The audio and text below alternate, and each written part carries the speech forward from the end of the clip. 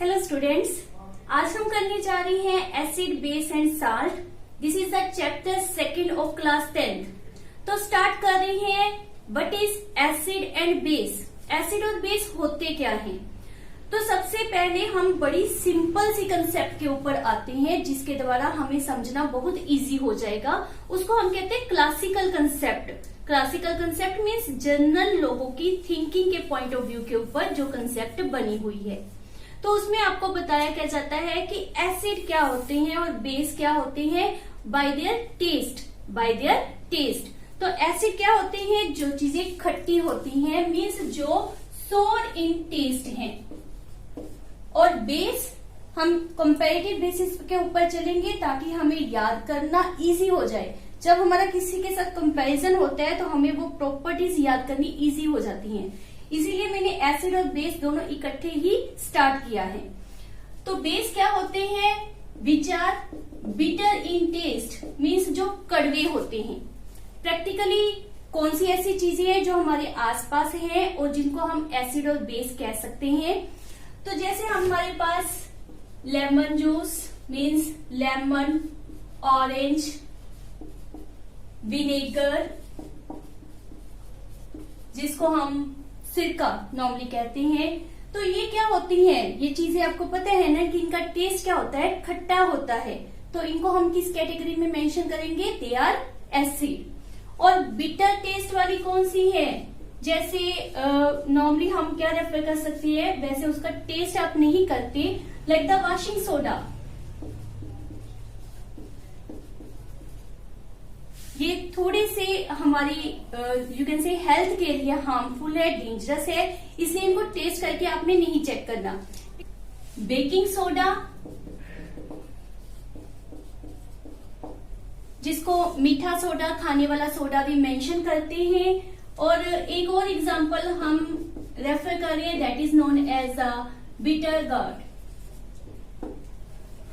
ये टेस्ट में कड़वे होते हैं, so they are categorise in the base. अब आ जाते हैं कि जैसे मैंने पहले मेंशन किया कि कई ऐसे पदार्थ होते हैं जिनको टेस्ट करना is harmful for the health. तो हमारे पास ये डेफिनेशन इतनी परफेक्ट नहीं है।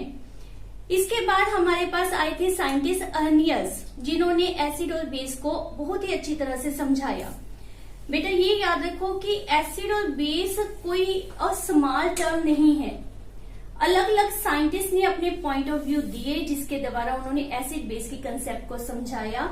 जैसे मान लेते हैं कि अर्नियस, लोवेरी बर्नस्टी, लुइस, इन साइंटिस्ट ने अपनी अलग अलग एसिड और बेस की पहचान के लिए मेथड्स दिए थे, अलग अलग डेफिनेशंस दी थी। बट यहाँ पर हम सिर्फ एक साइंटिस्ट की ही डेफिनेशन को एक्सप्लेन करेंगे और वो कौन है? That is Arrhenius.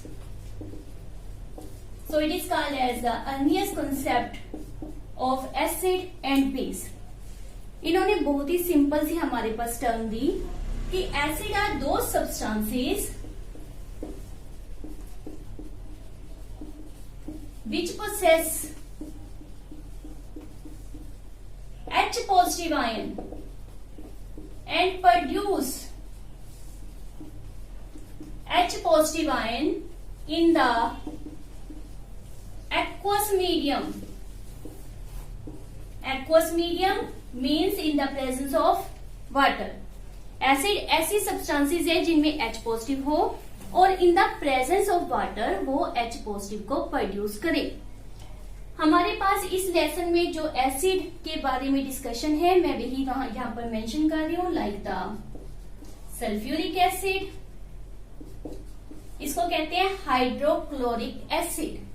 So hydrochloric acid, HNO3 nitric acid, H2CO3 carbonic acid, H3PO4 phosphoric acid. Specially आप देख रहे हो ऑन दिस नॉन मेटल्स के ऊपर नाम मेंशन किए गए हैं। एक बार फिर से रिपीट कर देती हूँ मैं, sulphuric acid, hydrochloric acid, nitric acid, carbonic acid and phosphoric acid. ये जो एसिड होते हैं ये मिनरल एसिड होते हैं, इनऑर्गेनिक एसिड होते हैं। वाई? बिकॉज इनका जो सोर्स है वो नॉन लिविंग होता है। जो ऑर्गेनिक एसिड होते हैं या जिनका सोर्स लिविंग होता है उनमें कार्बन प्रेजेंट होता है, इसलिए उनको कार्बोनिक एसिड कहते हैं। ये कौन से मैंने मेंशन किए हैं? Mineral acid. और दूसरी जो कैटेगरी होती है उनको कहते हैं कार्बोनिक एसिड या ऑर्गेनिक एसिड। उनके बारे में यहाँ पर ज्यादा डिस्कशन नहीं है, सिर्फ एक एसिड के बारे में आप डिस्कस करोगे, that is known as CH3COOH, that is named as acetic acid, और another name is ethanoic acid. तो दीज आर द एसिड्स जो आप इस चैप्टर में पढ़ोगे और इनके बारे में डिस्कस हम करेंगे। तो मैंने क्या रेफर किया कि एसिड वो होते हैं जिनमें H पॉजिटिव प्रेजेंट हो। आप देख रहे हो सभी में H पॉजिटिव प्रेजेंट है, and produce H positive ion in the presence of water. तो हम करके देख लेते हैं। H2SO4 लिखा है, यहाँ पर हम वाटर मेंशन कर देते हैं, means in the presence of water ये रिएक्शन हो रहा है। तो ये किस तरह से ब्रेक हो जाएगा? 2H positive SO4 2 negative. तो यहाँ पर किस चीज की प्रोडक्शन हुई? H पॉजिटिव की। इट मीन्स ये क्या है? एसिड। उसी तरह से दूसरा ले लेते हैं HCl। ये किस तरह से ब्रेक होगा? H अलग Cl अलग। आपने जितने भी H मेंशन किए गए हैं उनको एक तरफ कर देना है और रिमेनिंग जो भी आपके पास है रेडिकल्स उनको प्लस डालकर दूसरी तरफ मेंशन कर देना है। लेट इसको रेफर करना है H3PO4। तो हमारे पास क्या आ जाएगा? 3H positive plus PO4 3 negative. आप देखिए जितने H रिलीज हो रहे हैं उतना दूसरे के ऊपर नेगेटिव चार्ज पुट हो रहा है। 2 H रिलीज हुए तो SO4 के ऊपर कितना चार्ज आया? 2 नेगेटिव। 1 H पॉजिटिव रिलीज हुआ तो Cl के ऊपर कितना चार्ज आएगा? 1 नेगेटिव। 3 H रिलीज हुए तो PO4 के ऊपर कितना चार्ज आएगा? 3 नेगेटिव। इसकी ब्रेकिंग कैसे करेंगे? कर सकते हैं ना आप। CH3COO अलग H अलग, कितना H रिलीज हुआ? 1, तो H पॉजिटिव और CH3COO के ऊपर क्या आएगा? 1 नेगेटिव। जैसे CH3COOH CH3COO negative H positive. तो इस तरह से आपको ये रिएक्शन करनी आनी चाहिए। तो समझ आ गया कि एसिड क्या होता है। अब आ जाते हैं बेस के ऊपर। तो बेस के लिए इसने क्या रेफर किया? दो सब्सटेंसेस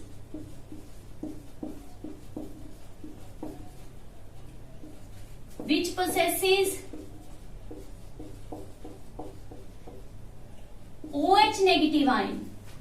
वहां पर H पॉजिटिव था, यहां पर क्या है? OH negative ion, and release और produce OH negative ion in the presence of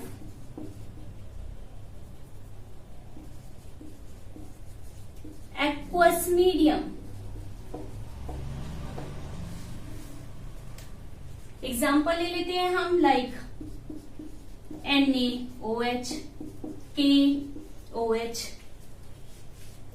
CaOH twice, MgOH twice.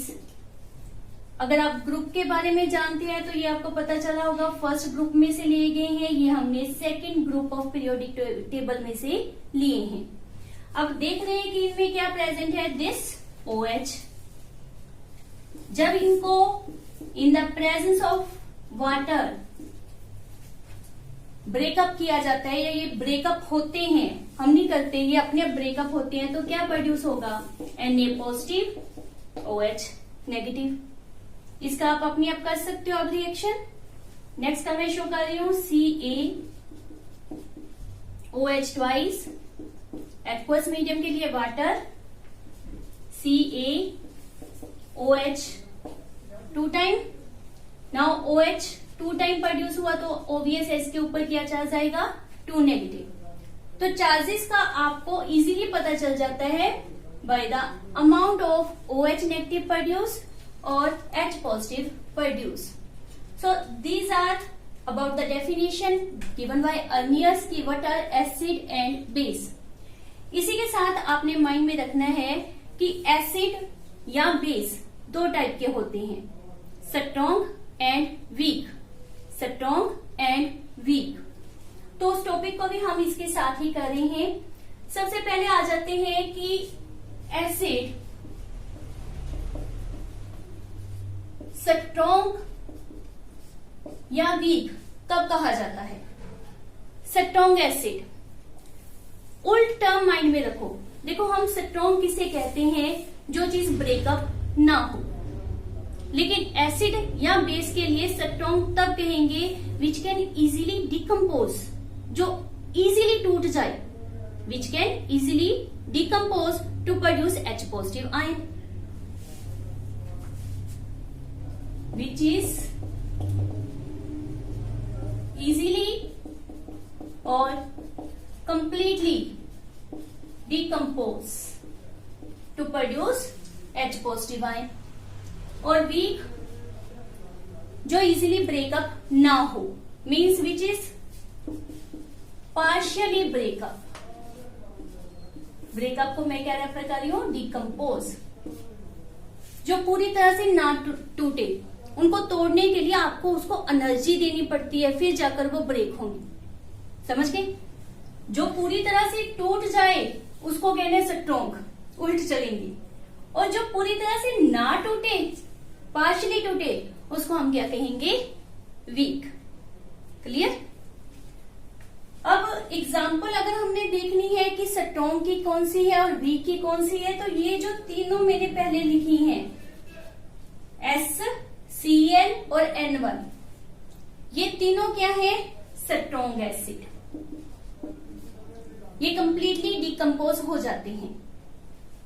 और जो नीचे हमने तीन मेंशन किया है, कार्बोनिक, फास्फोरिक एंड एसिडिक, ये कौन सी कैटेगरी में आते हैं, इन द वीक एसिड। इनको क्या कहते हैं हम, वीक एसिड।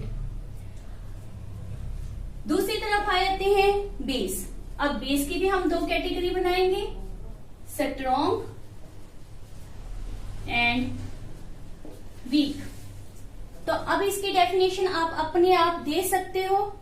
स्ट्रॉन्ग क्या होंगे, विच कैन कंप्लीटली ब्रेकअप, पूरी तरह से ब्रेकअप हो जाए, to produce what, OH negative ion. और वीक जो पार्शली ब्रेकअप हो, पार्शली डिकम्पोज होते हैं, पूरी तरह से नहीं टूट पाते। इट मीन्स आप समझ सकते हो कि इसमें OH नेगेटिव की संख्या ज्यादा होगी और इसमें OH नेगेटिव की संख्या कम होगी। और सिमिलरली यहाँ पर H पॉजिटिव ज्यादा प्रोड्यूस होंगे और यहाँ पर H पॉजिटिव कम प्रोड्यूस होंगे। स्ट्रॉन्ग बेस जो फर्स्ट ग्रुप से बिलोंग कर रहे हैं, तो ये दोनों क्या है, स्ट्रॉन्ग बेस। और जो मैंने नीचे रेफर किए कैल्शियम और मैग्नीशियम, ये क्या होंगे, वीक बेस। तो ये आपने माइंड में रखना है कि कौन से स्ट्रॉन्ग एसिड है और कौन से वीक एसिड है। इसी प्रकार से स्ट्रॉन्ग बेस और वीक बेस क्या होते हैं।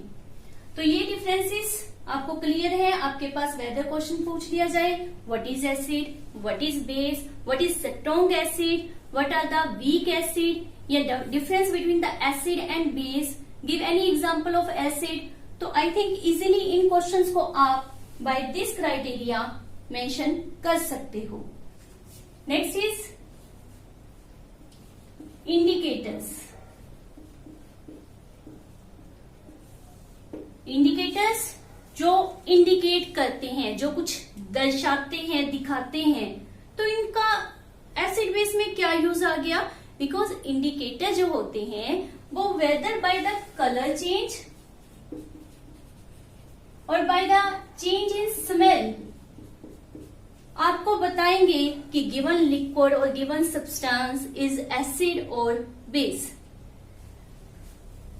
जो कलर इंडिकेटर है उनको सिंपली हम इंडिकेटर्स का ही नाम देते हैं, और जो बाय स्मेल इंडिकेट करते हैं कि गिवन सब्सटेंस इज एसिड और base, they are called as a olfactory indicators. आपको माइंड में होगा ओल्फैक्टरी टर्म हम कब यूज करते हैं, जब स्मेल की बात की जाए। तो ये वेरी वेरी इंपॉर्टेंट टॉपिक है। इस चैप्टर को आपने अच्छी तरह से करना है। कलर क्या चेंज हो रहा है उसको नोट करना है, बिकॉज एनटीएससी ओलंपियाड में इससे रिलेटेड जरूर कोई ना कोई क्वेश्चन पूछा जाता है।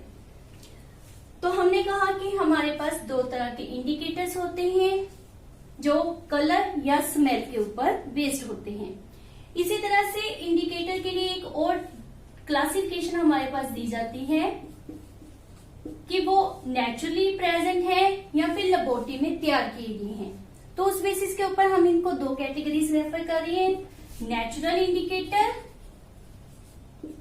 And synthetic indicator. Natural indicator में आपने माइंड में रखना है कि हमारे पास क्या होता है, दैट इज लिटमस। नॉर्मली जो लेबोरेटरीज में प्रेजेंट है उसकी हम बात कर रहे हैं। इसके अलावा भी हमारे पास जैसे रेड कैबेज है, ये भी बाय कलर चेंज हमारे पास मेंशन करेगी कि ये एसिड है या फिर बेस। सिंथेटिक इंडिकेटर में वैसे तो बहुत सारे इंडिकेटर्स है, लेकिन आपने दो नाम स्पेशली याद रखने हैं। One is known as phenolphthalein and second is known as methyl orange. ये आपने माइंड में रखना है। स्टार्ट करें हम विद द लिटमस। लिटमस जो होता है दो तरह का होता है, red litmus and blue litmus. Solution में भी प्रेजेंट है ये, और एज वेल एज इनकी पेपर से ट्रिप मिलती है। किसी भी तरह से आप इसको यूज कर सकते हैं, जिस तरह से कि आपको इजी लगे। अब करते हैं कि क्या कलर चेंजेस आती है और किस में कलर चेंजेस आती हैं। तो जो रेड लिटमस पेपर है,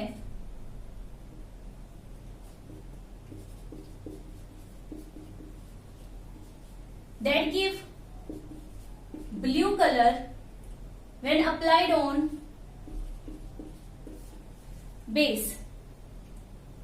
बेस बी से प्रोड्यूस ब्लू कलर, माइंड में रहेगा।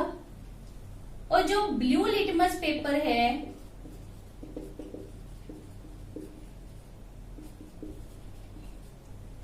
that produce red color when applied on acid।